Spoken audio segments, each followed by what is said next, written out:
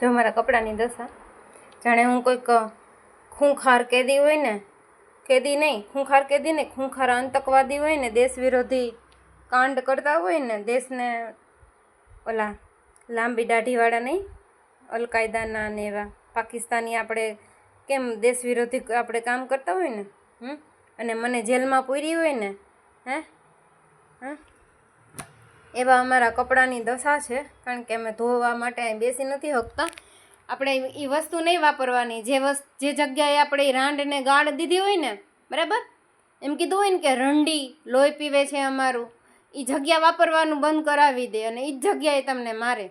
અને જેની સામે તમે બોલ્યા હોય ને એની સામે જ મારે. એટલે હું મારા બુબુની સામે બોલી હતી ને કે રાંડ સાલી, મારા બુબુને હું નવડાવી નથી શકતી, એટલે મારા બુબુની સામે જ મને ખેંચીને પૂરીને મને મારી. આપણે કેમ કોઈ રેપ કરેલા હોય, પહેલાં રેપ કરેલા આરોપી માટે એટલું બધું આ લોકો ઉશ્કેરાટ નહોતા બતાવતા પોલીસ, પણ હવે હમણાં બહુ જ કેસ વધી ગયા ને, એટલે ગાંઠ ફાટીને હાથમાં આવી ગઈ પોલીસ અને તંત્રની. એટલે જેવું જોવે ને કે છેડતી થાય છે કે રેપનો આરોપી છે, એટલે તરત જ બધાને બતાવવા માંડે કે અમે છે ને ખૂબ જ સ્ટ્રિક્ટ છીએ આ બાબતે, સમજા, જોઈ લે. પણ એ ન જોવે કે છોકરીઓ છોકરીઓ કેવી છે ચોદીનીઓ, એ ન જોવે. મને મારે છે પોલીસ, બરાબર, એ નથી જોતા કે છોકરીઓ અમને શું સળી કરે છે, એ નથી જોવી એને. આ જો અમારા કપડાની દશા આ છોકરીઓને લીધે, આ ચોદીનીઓને લીધે, જો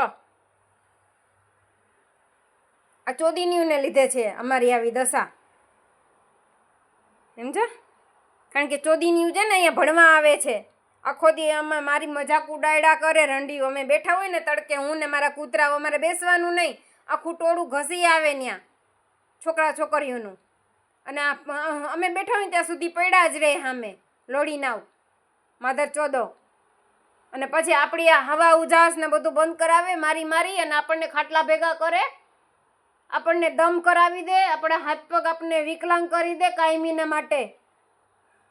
કારણ કે મુદલીને પોલીસવાળાઓ સાથે આઈ કોન્ટેક્ટ છે બધાને, એમ છે. એટલા માટે હવે આપણે રાખતા નથી, આઈ કોન્ટેક્ટ રાખવા પડે.